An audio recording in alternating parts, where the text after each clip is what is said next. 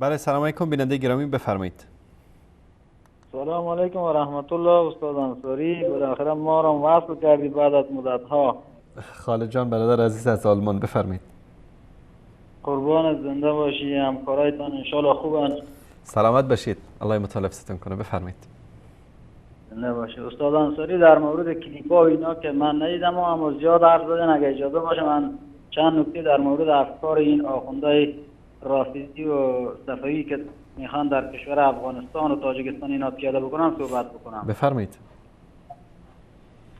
بله، من در افغانستان اگه متوجه شده باشید تقریبا شیعیان افغانستان به فکر این افتاده بودن که ایران اینقدر که در افغانستان اینجا سرمایه گذاری کرد با یک قوطی روغن لادن با عکسای خمینی و اینا در بعض مراسم های سینه زنی و زنجیر زنی اینا، فکر کرده بودن که دیگه ما میتوانیم، یعنی شیعیان افغانستان به این نتیجه رسیده بودن که ما میتوانیم الان یه چیزی شدیم قد علم بکنیم در مقابل ملت افغانستان که 90% 91% اهل سنت هستند.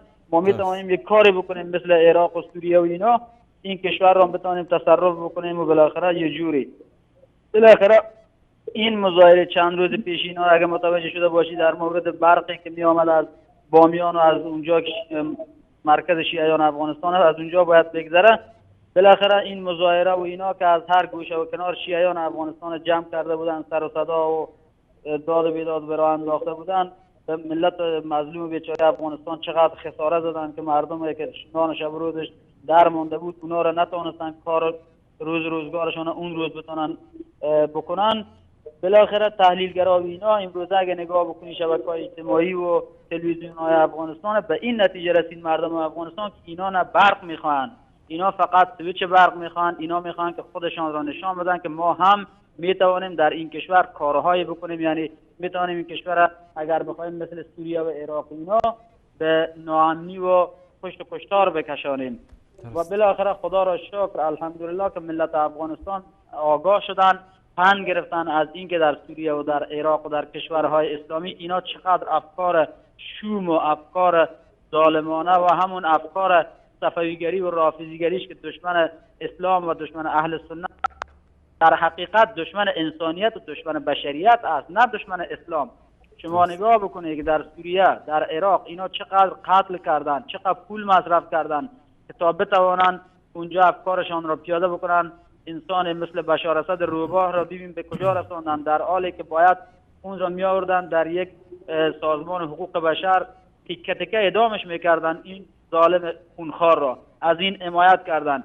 خلاصه این که مردم افغانستان آگاه شدن، ملت افغانستان، مردم افغانستان متوجه شدن که این آقایان تشیعی که در افغانستان هستند این جیره‌خوران، البته کل تشیع نه، اونا بیچاره از احساسات پاک اونا استفاده میشه. همون یک تعداد رهبرانی که جیره‌خواران خمینی و خامنه‌ای و احمدی نژاد و دار و دستش که امروز ایران به چه حال روز کشاندن، کشورهای اسلامی را به چه حال روز کشاندن، فقط همونا این افکار را دارند. وگرنه ملت مظلوم تشیع افغانستان مانند بقیه مردم نمیدانند از حقیقت مذهب خود، از حقیقت آخوندا رافیزی و این قبر پرستان نمیدانند که اینا افکار صیغه‌گری دارند. اینا دکانشان به خاطر زیارت‌ها و قبر پرستی و صیغه و پول خمس است.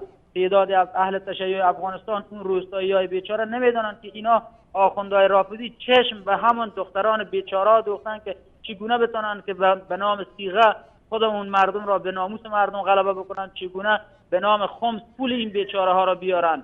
بالاخره مردم آگاه شدن و مردم اگر صدای مرا میشنوند، افغان برادران افغان عزیز ما باید متوجه شوند از افکار آخوندا، از افکار خمینی و خامنه‌ای. این عکس‌های خمینی و خامنه‌ای و این سیستانی است، نمیدونم اینا را از دور و برشان دور بکنن، به خاطر از اینکه افغانستان امن داشته باشیم، افغانستانی که دور از خرافات شرک و قبر پرستی و این آخوندان صفوی مسلک دشمن اسلام.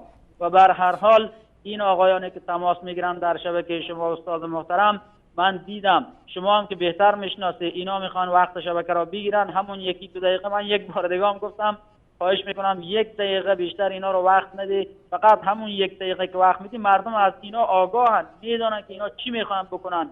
وظیفه اینا همینه.